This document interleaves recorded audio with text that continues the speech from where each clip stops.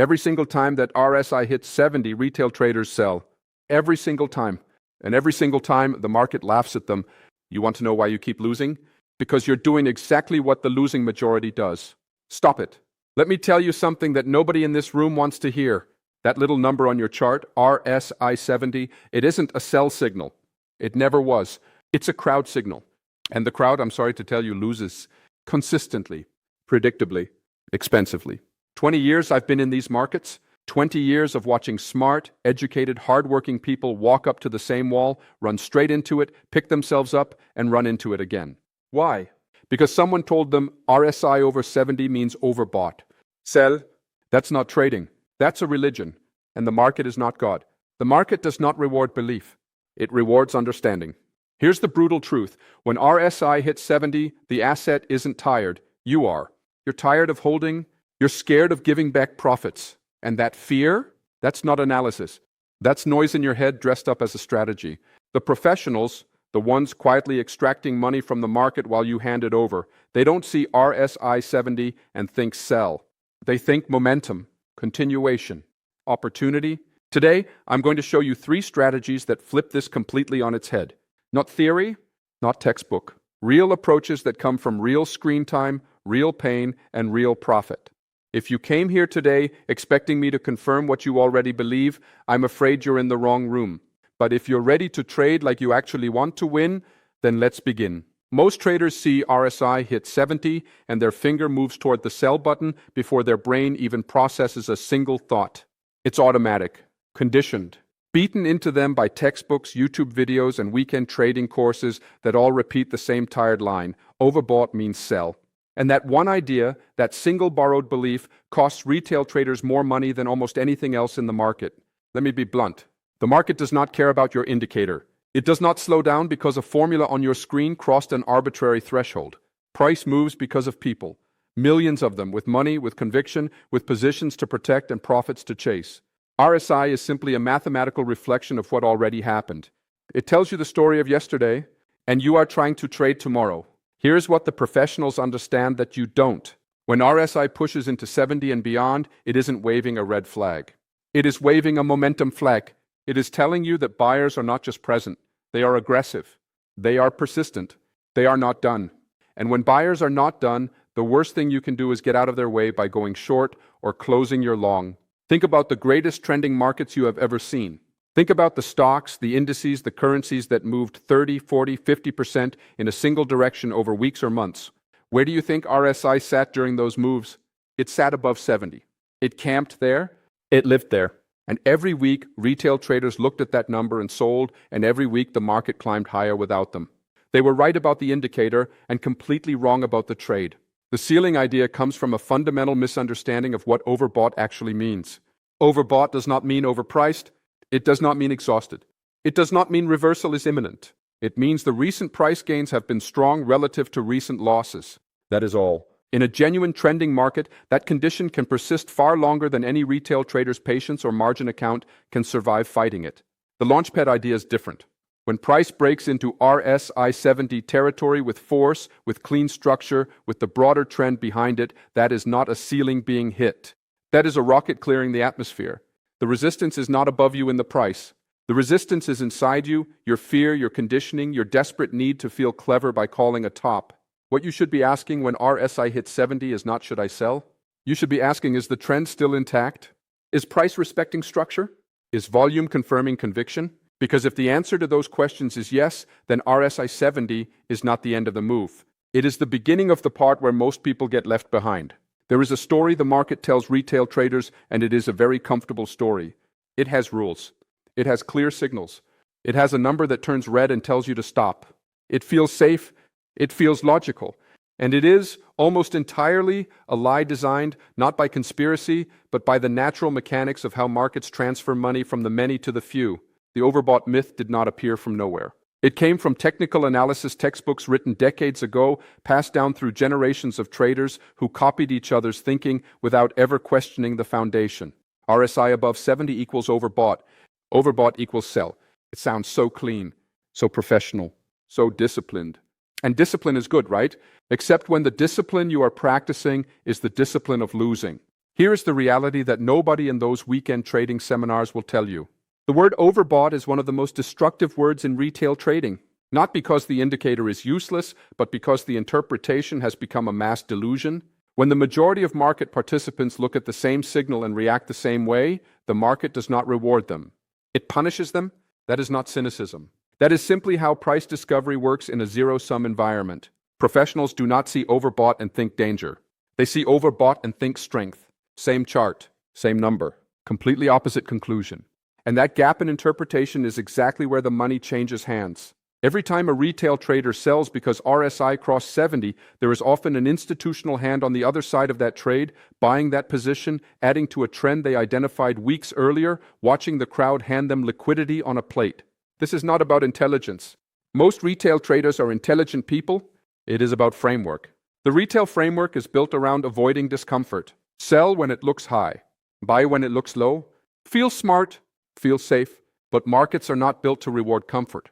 They are built to reward those who understand what is actually happening beneath the surface of a number. The overbought myth keeps you small in the most insidious way possible. It does not just cost you bad trades. It costs you the great trades. The ones that run 20%, 30% further. The ones that would have changed your account if you had simply held on and trusted the trend instead of trusting a threshold. You exit at RSI 70 feeling disciplined, and then you watch the position you just closed climb another 15% without you. That feeling, that specific stomach-turning feeling, is the real cost of the myth. The professionals are not smarter than you. They are simply operating from a different belief system. They do not ask whether something is overbought. They ask whether the buying pressure is sustainable. They ask whether the structure supports continuation. They ask whether the story the price is telling matches the story the market is living. Same data. Opposite outcome? Every single time. Most traders have a plan until the market tests it. Then the plan dissolves, emotion takes the wheel, and what was supposed to be a disciplined strategy becomes a series of reactive decisions dressed up in hindsight as analysis. The first strategy professionals use when RSI hits 70 is deceptively simple. They do not exit. They ask one question. Is the trend still telling the truth? That question sounds straightforward. It is not. Because to answer it correctly, you have to stop looking at RSI as your primary source of information and start looking at price action, structure, and the broader context the market is operating within. The trend is not a feeling, it is not a vibe. It is a series of higher highs and higher lows in an uptrend, or lower highs and lower lows in a downtrend. As long as that sequence is intact, the trend is not lying. And if the trend is not lying, your job is to stay in the trade. This is where retail traders consistently fail.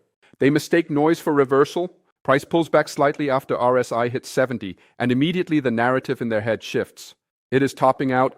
It has run too far. I should lock in profits. And so they exit, often at exactly the wrong moment, right before the next leg of the move begins.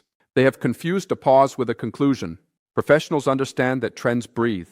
They push forward, they consolidate, they shake out the weak hands, and then they push forward again. A healthy trend hitting RSI 70 and then pulling back slightly is not a warning. It is a reset. It is the market gathering energy before the next expansion. The question you must answer in that moment is not whether to exit. It is whether the structure of the trend has been broken. Structure breaking looks specific. It looks like price taking out a significant swing low in an uptrend. It looks like a breakdown below a key moving average that the market has respected consistently throughout the move. It looks like a series of lower highs forming when previously every pullback was bought aggressively. These are the lies the trend tells you when it is actually ending, not a number on a scale from 0 to 100. Until you see those structural breaks, your position is telling you to stay.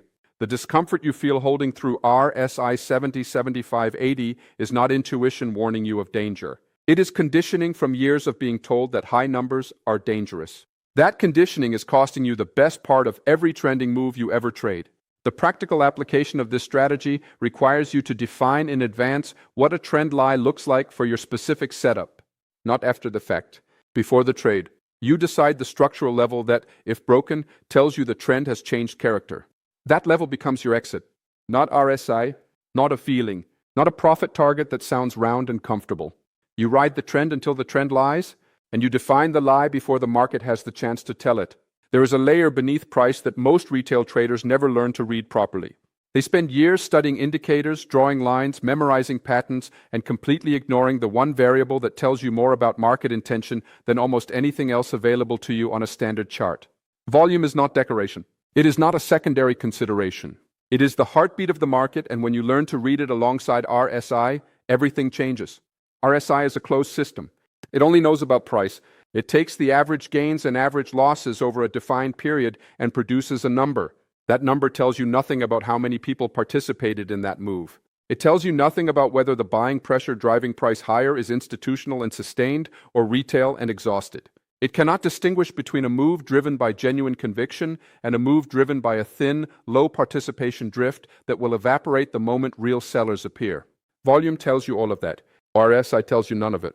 Here is the specific truth professionals use that retail traders miss entirely. When RSI pushes into 70 territory on rising volume, what you are witnessing is not a warning.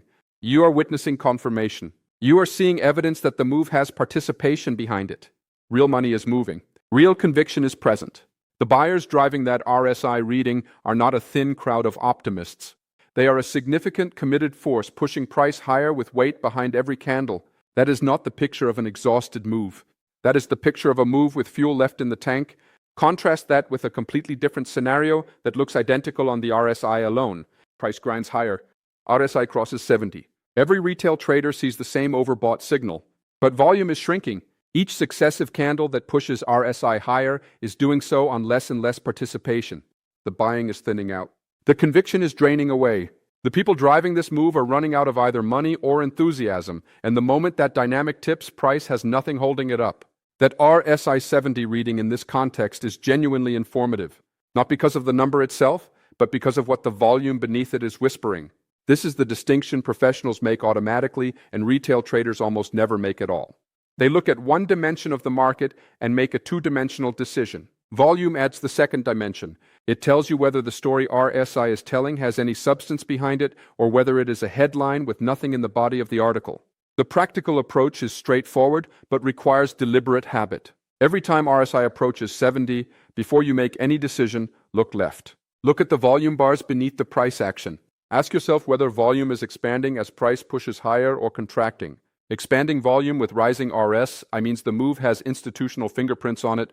Contracting volume with rising RSI means the move is losing its engine and deserves genuine caution. Do not treat these two scenarios the same way simply because the RSI reading looks identical. One is a green light. One is a yellow light. The number on your oscillator cannot tell the difference. Your eyes on the volume can. That distinction, applied consistently and honestly, is worth more to your trading than 100 rules about overbought thresholds. Volume tells the truth. RSI hides it. Start listening to the right voice. Every trader who has spent more than a few months studying technical analysis has heard about divergence. It is one of those concepts that gets introduced early, explained simply, and then misapplied consistently for the rest of most people's trading careers. The standard teaching goes like this. Price makes a higher high. RSI makes a lower high. That is bearish divergence. Sell. It sounds logical. It looks clean on a backtest. And in live market conditions, trading it blindly will drain your account with a patience and consistency that is almost admirable. The problem is not divergence itself. Divergence is a real phenomenon that carries genuine information about the internal strength of a move. The problem is which divergence retail traders are taught to trade, and more critically, which divergence they are never taught to look for at all. The version everyone learns is regular divergence. The version professionals actually use at RSI 70 is hidden divergence. And the difference between these two concepts is not technical. It is philosophical. It changes not just how you read the chart, but what you believe the market is doing and where you position yourself within that story. Regular divergence at RSI 70 is the trap. Price makes a new high. RSI makes a lower high than the previous peak. Retail traders see this pattern and immediately interpret it as the move running out of steam. They sell. They go short. They feel sophisticated because they are using divergence, not just a raw RSI number. But in a strong trending market, regular divergence can appear multiple times throughout a sustained move, each time triggering premature exits and short positions that get crushed as price continues climbing. The market is not reversing.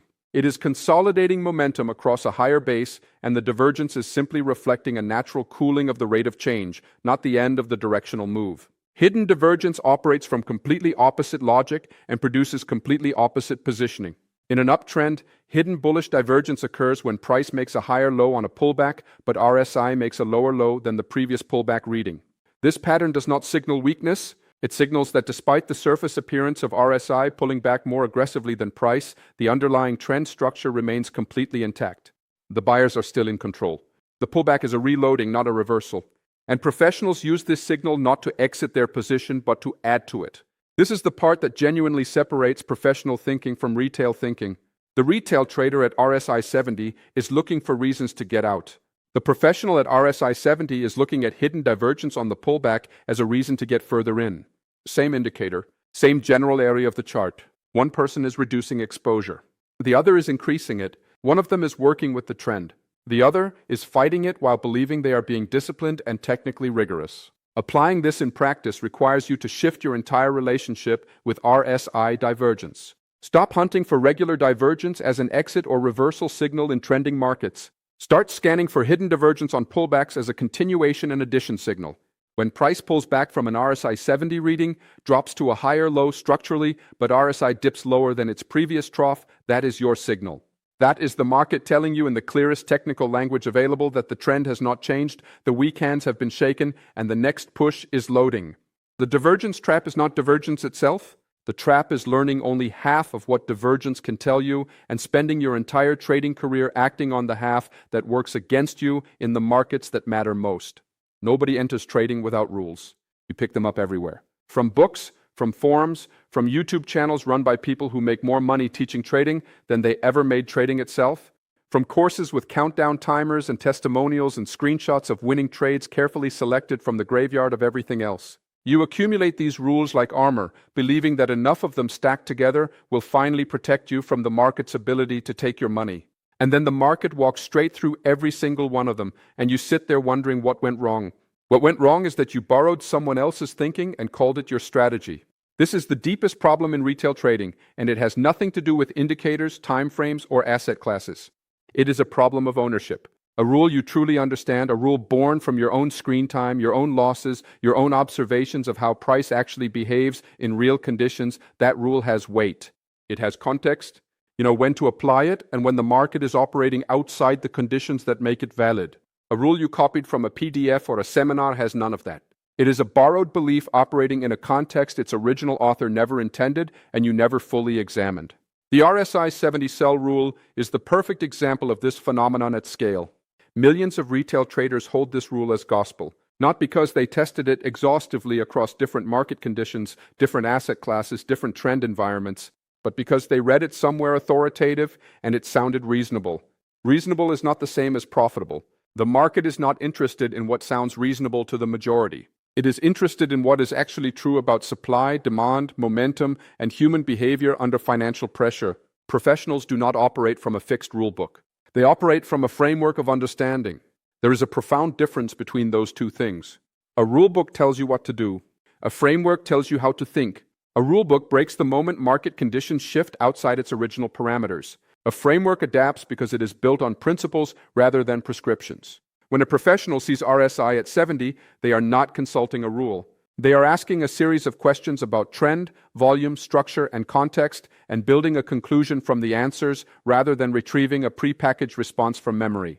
This distinction costs retail traders not just individual trades but entire years of progress. You follow the rule fails, you blame the indicator, you find a new rule fails, and the cycle continues indefinitely.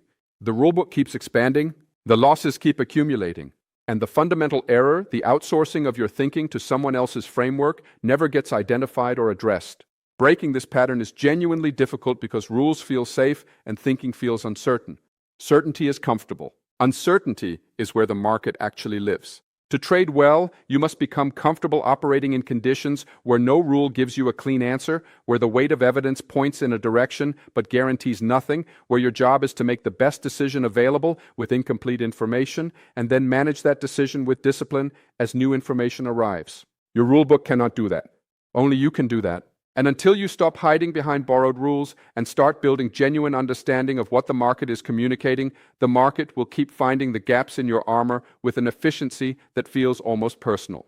It is not personal. It is just the price of rented thinking in a market that only rewards the real thing.